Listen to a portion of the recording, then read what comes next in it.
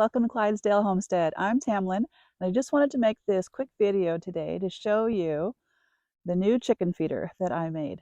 I wanted to find a chicken feeder that I could keep outdoors so the chickens weren't spending all their time inside the coop, getting it messier than it needs to be, and something that I could close off from rodents. We do not want to spend any of our time or any of our chicken food attracting rats or mice. So something that could be weatherproof and rodent proof. That was the thing I was looking for, and I think I found a great solution. I've been using it for about a month now, and I think it will work very well even in the winter. And if I need to, I can bring it inside the chicken coop very easily if it comes to that. If the snow gets too deep, 3 feet or more, and the chickens just don't want to go outside, and I don't want to shovel out the feeder, I can move it inside. But I think it's going to work great. So I made this video to show you how I made it and how you can make it too. Here is my fancy schmancy new chicken feeder. You can see it is simply an old tote that I had. I did choose a clear tote so I could see the level of feed inside. And you want to choose one that has a lid that doesn't have any openings in it. Some totes have a little sliding lock for a lid, and that will let water in. So this lid goes completely over the tote, so it's very waterproof. Okay, I'm sure you notice those fancy portholes on the side of the bin. This is what I chose, and it comes with its own hole saw. There are many different brands. This is the one I chose. You'll also need a cordless drill and a file or a rasp for getting off sharp edges, and the container of your choice. You can use a 5-gallon bucket or any type of tote or a box. Some very nice instructions are included with your package, and it costs about $20 for 4. This is the hole saw that comes with a kit. You will have to assemble it. Just screw the pieces together, put it on to your cordless drill, and awkward.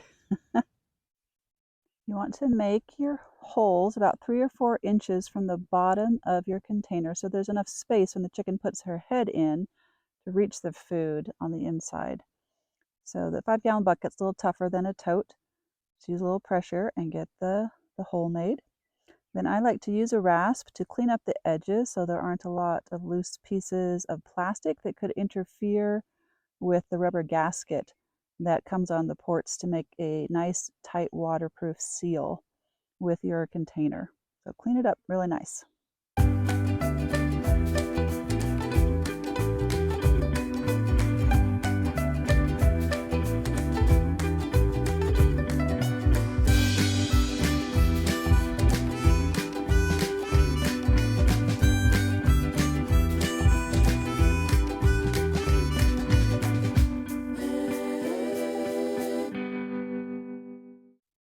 Okay, here are the feeder ports.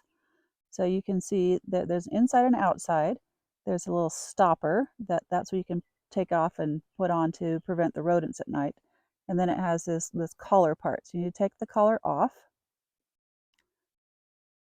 Set that aside for now. And then you need to insert the port into your container from the outside, making sure that the rain cover part is facing what will be up on your container, and that on the inside you can see it's facing down. And you screw the little collar back on. I was worried at first that the curve of the 5-gallon bucket would be too much, but the port simply bent it to conform, and so there are no gaps.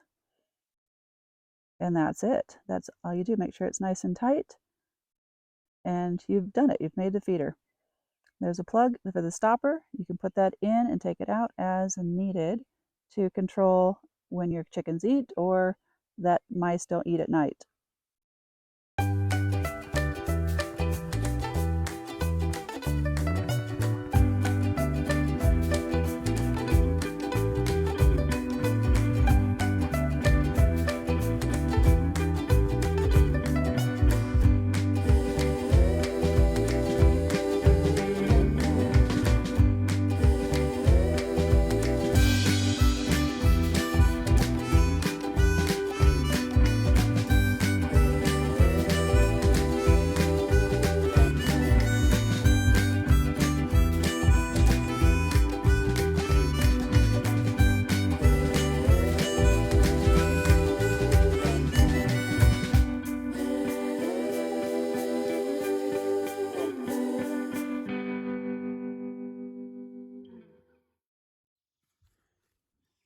In this container that I just made, I'm going to be putting the chicken's oyster shell, which is something that they should have available free choice all the time.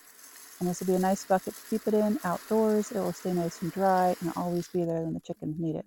I did want to mention to make sure when you're making a container, you should drill out all the holes first before you start putting the ports in. That'll make it easier on yourself.